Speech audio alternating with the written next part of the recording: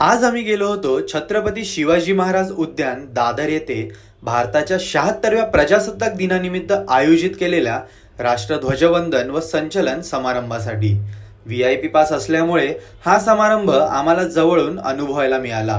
यात भारताच्या कानाकोपऱ्यातून उच्च पदावर असलेले खूप असे अधिकारी सुद्धा आले होते।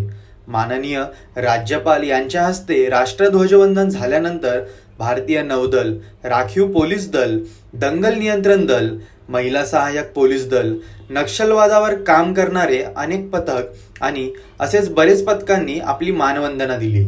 यानंतर चित्ररथाद्वारे या ठिकाणी भारताचे शस्त्रास्त्र, सुरक्षा रक्षक व्हेइकल तसेच भारताच्या विविध भागातून केले जाणाऱ्या कला साहित्य या ठिकाणी या चित्ररथाद्वारे दाखवल्या गेल्या।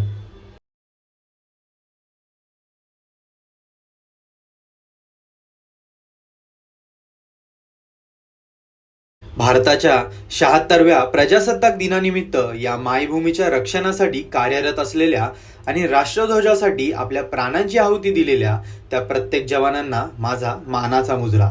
जय हिंद, जय महाराष्ट्र।